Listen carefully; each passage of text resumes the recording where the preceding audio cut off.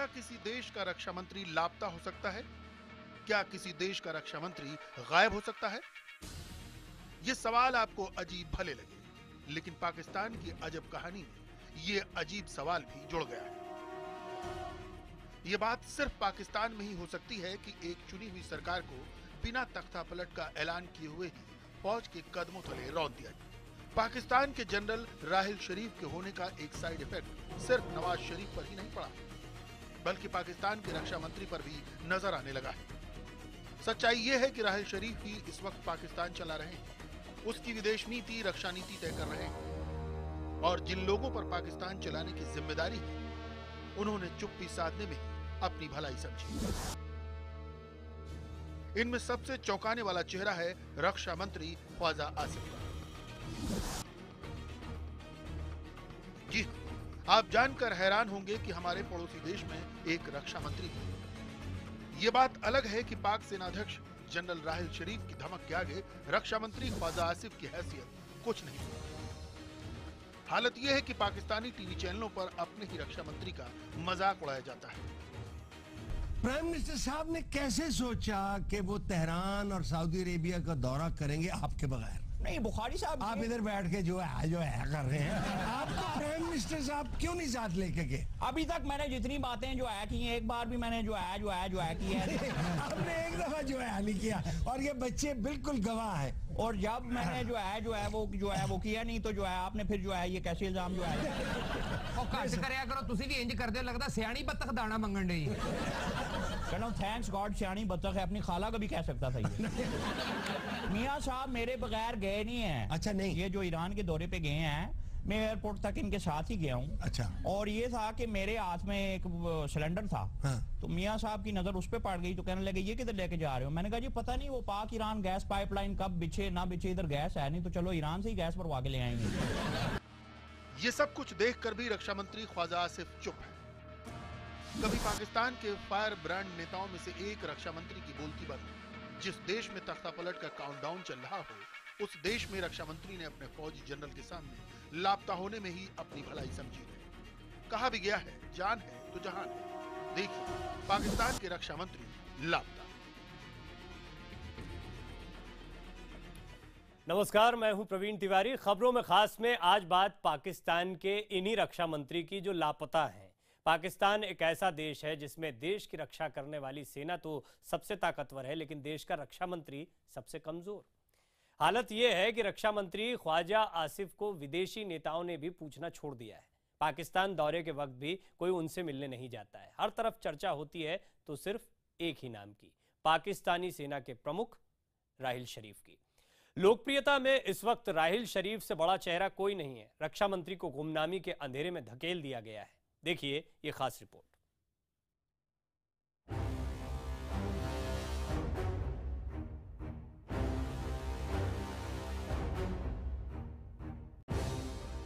जब अमेरिका से बात करनी थी तो अमेरिका गए जनरल राहिल शरीफ। जब सऊदी अरब से बात करनी थी तो सऊदी अरब गए जनरल राहिल शरीफ।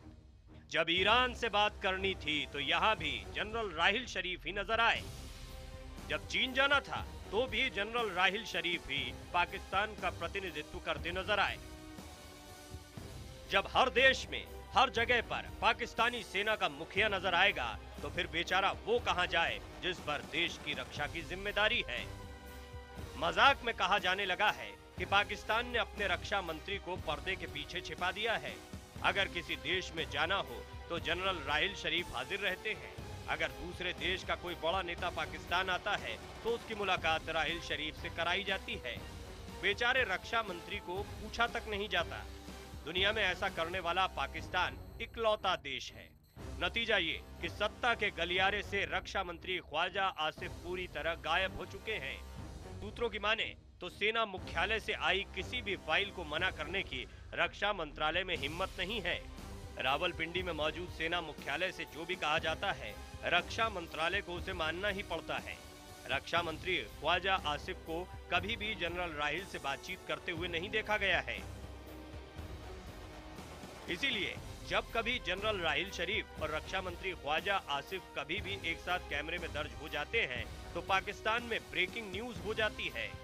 पाकिस्तान की जनता भी समझती है कि राहिल शरीफ ने अपने देश के रक्षा मंत्री की हैसियत को कहां तक गिरा दिया है, जबकि एक दौर वो भी था जब रक्षा मंत्री ख्वाजा आसिफ पानी पी पी कर पाकिस्तान की फौज को कोसते हुए नजर आते थे।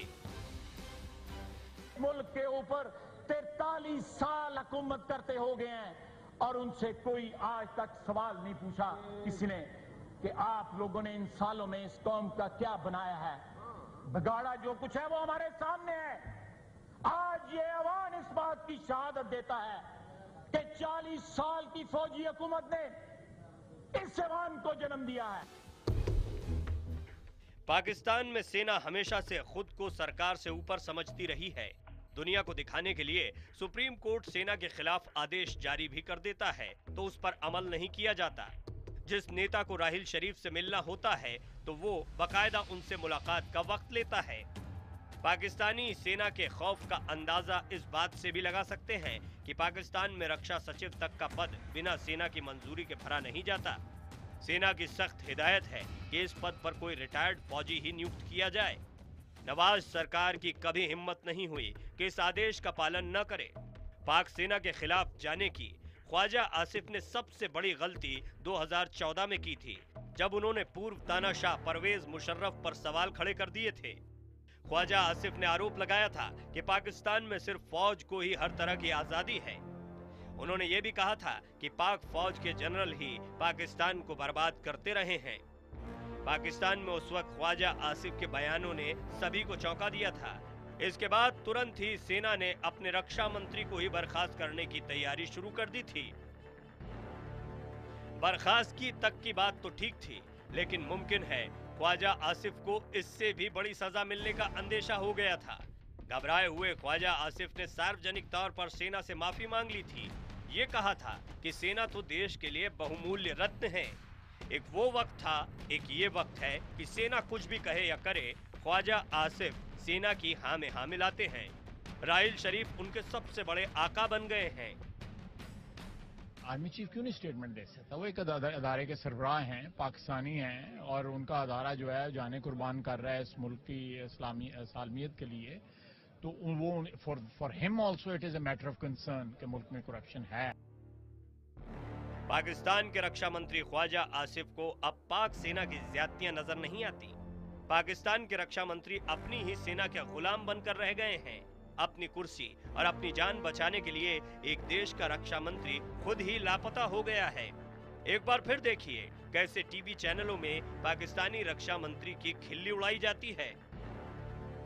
भाई साहब, आप वजीर दिफा हैं, खुदा न खास्ता भारत से जंग छिड़ जाए तो आप किस मोर्चे पे बैठ के दिफा करेंगे मुल्क का? इस वक्त हमारी जो है वो और जो है स्ट्रेटेजी है प्यार मोहब्बत की जो है। मैं तो खुद उधर इंडिया के साथ प्यार की पींगे बढ़ाना चाह रहा हूँ, खास करके कतरीना कैफ के साथ। यार खास करके कतरीना कैफ को हम इनवाइट करेंगे कि पाकिस्तान में आए, आके परफॉर्म करें। ये पाकिस्तान में ही हो सकता है कि रक्षा मंत्री की बेइज्जती पर तालियां बजाई जाएं। आप समझ सकते हैं कि पाकिस्तान की जनता में भी रक्षा मंत्री ख्वाजा आसिफ और वहां की सरकार की क्या इज्जत रह गई है। अगर ऐसा ही रहा तो मुमकिन है कि आने वाले दिनों में रक्षा मंत्री की तरह पूरी पाकिस्तान सरकार भी लापता हो जाए। Bureau report, IBN 7। बात सिर्फ ख्वाजा आसिफ की नहीं है, नवाज शरीफ भी बुरी तरह से घिरे हुए हैं और राहिल शरीफ नवाज शरीफ को हर तरफ से घेरने की कोशिशें भी कर रहे हैं। पनामा पेपर्स खुलासे में फंसे नवाज शरीफ पर दबाव बढ़ाने के लिए गुरुवार को राहिल शरीफ ने भ्रष्टाचार के आरोप में सेना के आधा दर्जन अफसरों को बर्खास्त भी कर दिया। आने वाले दिनों में अब या तो नवाज खुद इस्तीफा दे देंगे या फिर राहिल तख्ता पलट करते हुए खुद को पाकिस्तान का सर्वे सर्वा घोषित कर देंगे, ये आशंका भी जताई जा रही है। पाकिस्तान को सही राह पे जो ला सकता है वही जनरल राहिल शरीफ है। जनरल राहिल शरीफ साहब ने जो इकदाम किया है, इस इकदाम की जितनी भी तारीफ की जाए कम है। राहिल शरीफ साहब ने ये बहुत अच्छा फैसला लिया है जो आज तक किसी मुल्क में की तारीख में नहीं हुआ, जो हमारे पाकिस्तान की तारीख में हुआ। जनरल राहिल शरीफ साहब ने जो पाकिस्तान के लिए काम किया है उसने दिल जीत लिया और पाक फौज के 12 अफसरान को उसने मुअत्तल किया है और ये पाकिस्तान की तरक्की के लिए बहुत बड़ा अहम फैसला है। राहिल शरीफ साहब ने तो बहुत अच्छा किया है। अगर हमारे बड़े इसी तरह करेंगे अपने मुल्क के लिए वो अपने आप से एहतसाब शुरू करेंगे तो हमारा मुल्क बहुत बेहतर हो।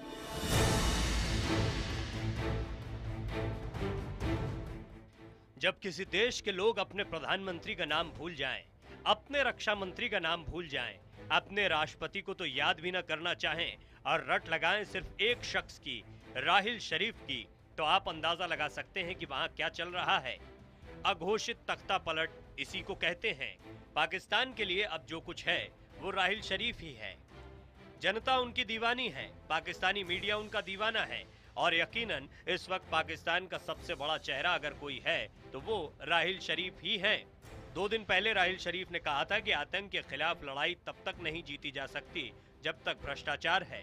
जाहिर है राहिल शरीफ ने सीधा वार पनामा पेपर्स लीक के बाद दबाव में आए प्रधानमंत्री नवाज शरीफ पर किया था।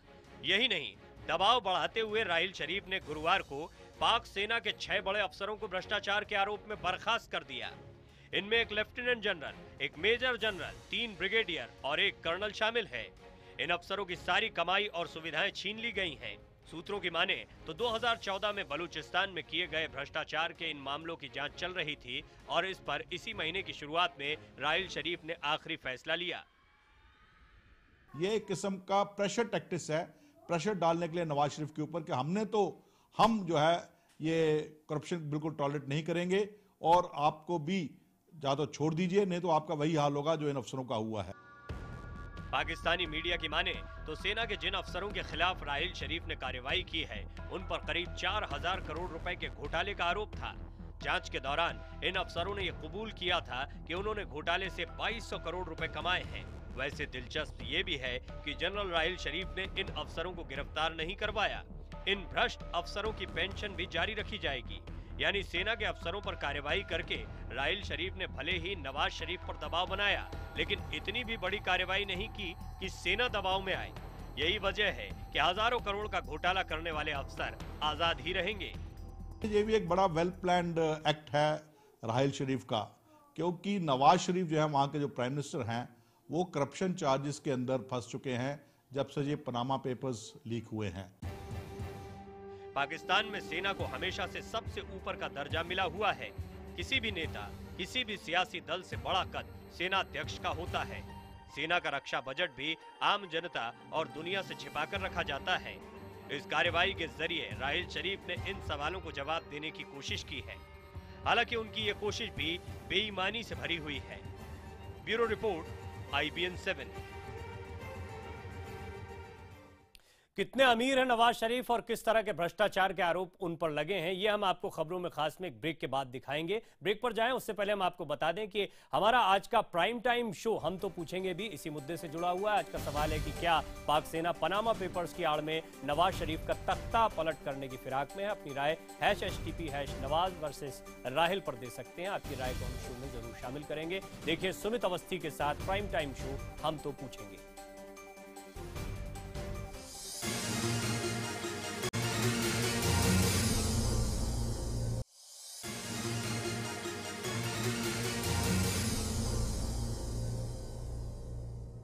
खबरों में खास में एक बार फिर आपका स्वागत है। नवाज शरीफ पाकिस्तान के सबसे अमीर राजनेताओं में गिने जाते हैं। वो सिर्फ नेता ही नहीं, एक बड़े कारोबारी भी हैं।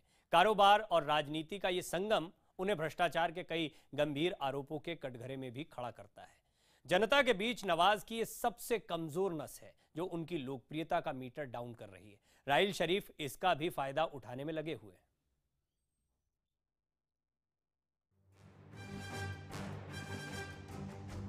पनामा पेपर लीक होने के बाद पूरी दुनिया के सामने नवाज शरीफ की अमीरी का भी खुलासा हुआ।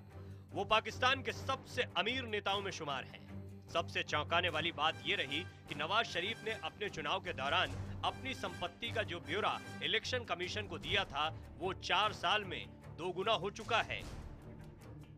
नवाज शरीफ के पास $2 बिलियन की संपत्ति है। इसमें वो संपत्ति भी है जो उनकी पत्नी के नाम पर है। 2011 में नवाज की संपत्ति 166 मिलियन थी। 2012 में यह बढ़कर 1.82 बिलियन हो गई। उनके बेटे और पत्नी के नाम पर भी अकूत संपत्ति है। इलेक्शन कमीशन के ये कागज भी एक ऐसे समय पर सामने आए हैं जब नवाज शरीफ पनामा लीक मामले में खुद पर लगे आरोपों की सफाई देते नजर आ रहे हैं।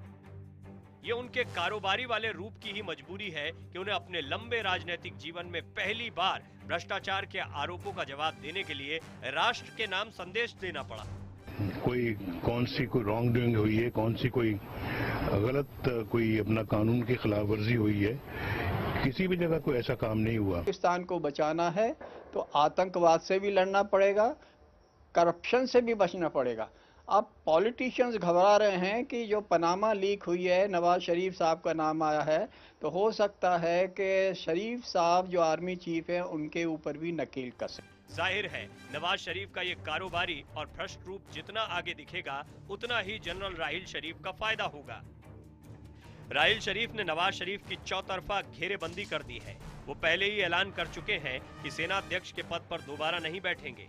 ऐसे में सवाल ये कि क्या वो सेनाध्यक्ष के बजाय किसी दूसरे संवैधानिक पद को हासिल करके पाकिस्तान को चलाने का सपना देख रहे हैं। Bureau report, IBN 7।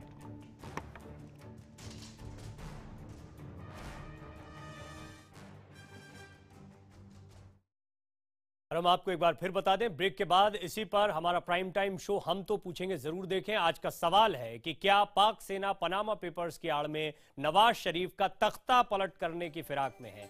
अपनी राय #HTP और #नवाज वर्सेस राहिल पर आप दे सकते हैं। आपकी राय को हम अपने शो में जरूर शामिल करेंगे, तो सुमित अवस्थी के साथ देखना ना भूलें प्राइम टाइम का सबसे पसंदीदा डिबेट शो हम तो पूछेंगे।